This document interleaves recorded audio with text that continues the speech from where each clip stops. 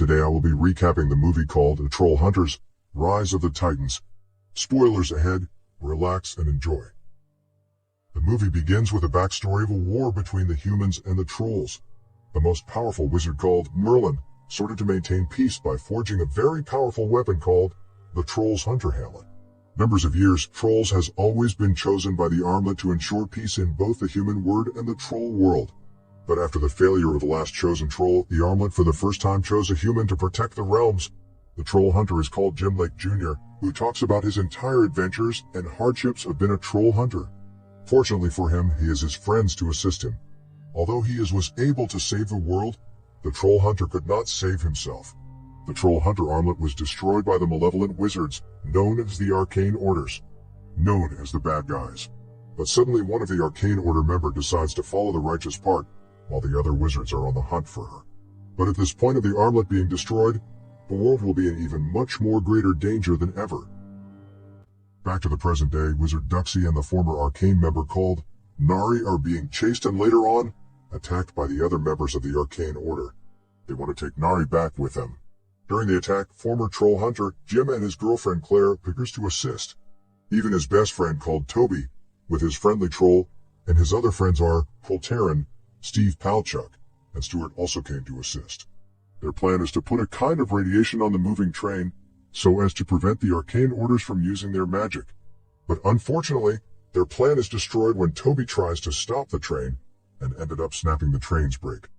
Hearing this, Jim goes to fight one of the Arcane Order but gets ultimately defeated and injured.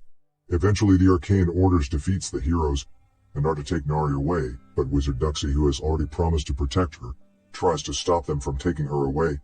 But seeing there is no much of a choice, he then switches body with Nari so they can take him instead, as well deceiving the Order into thinking he's Nari.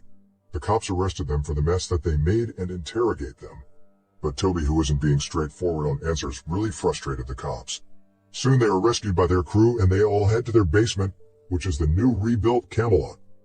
Jim wakes up from unconsciousness and surrounded by his mom and stepfather, who has been watching him day and night. His stepfather, who is also his school principal, reveals to him concerning his engagement to his mom, and asks him to be his best man. Jim hears this and gladly accepted.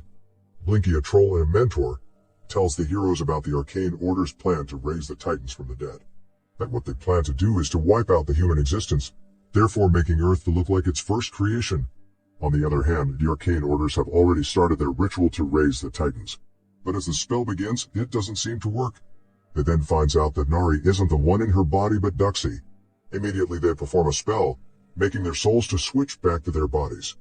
Duxie informs the heroes on Nari's whereabouts, and Claire immediately teleports them to the location.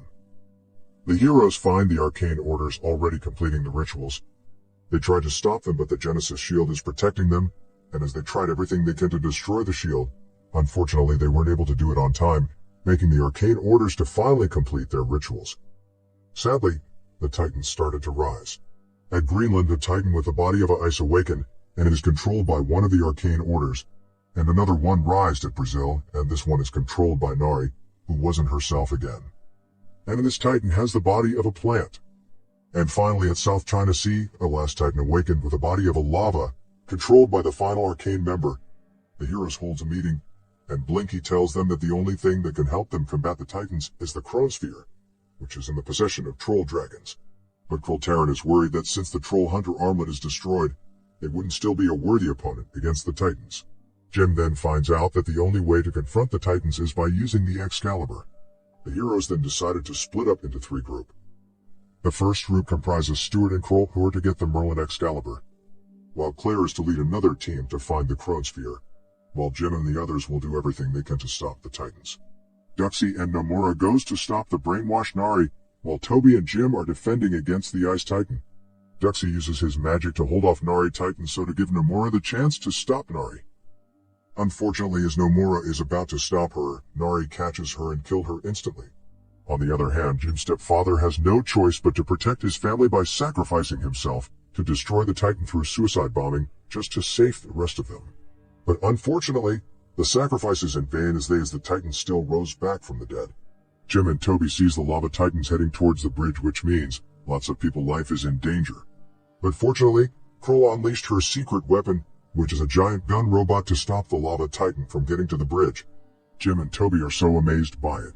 After a long fight, the giant gun robot defeated the lava titan.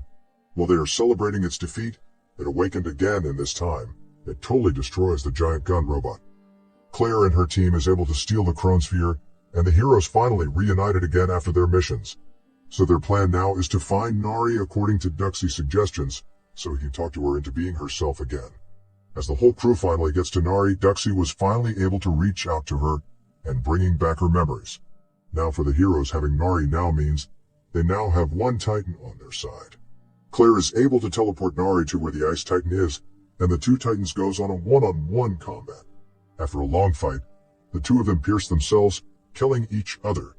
Now it's just one Titan left, the Lava Titan.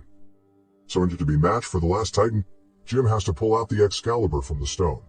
And after a long trial, he is able to pull the sword out of the stone. The heroes quickly made it to where the Titans was. Now Jim must slay the last arcane order so as to bring the Titan down. After a long fight, the arcane order defeated him in a fight, and as she was about to end him, Stuart finally fixed the armlet, and Jim is able to transform into Trollhunter again, and with Toby's support, Jim is able to slay the arcane order, and the Titan is put to the ground for good. While they are celebrating, Jim gives all the credits to Toby for supporting him, but realizes he doesn't see him anywhere. After pulling some few rocks out, he finds Toby, who is being crushed by the rocks and is already half dead. Toby says his last words to Jim and died, making the rest of them to be so devastated, especially Jim. When Jim sees the chronosphere and realizes that it can take him back to time to fix things, Jim makes a decision to go back in time, right from when he first became a troll hunter and when Toby was alive. Jim says his goodbye to every one of them and goes back in time. And from there, him and Toby continues their troll hunting adventures again. Thank you for watching, guys. If you love animation movies, please subscribe to this channel and keep watching. Bye.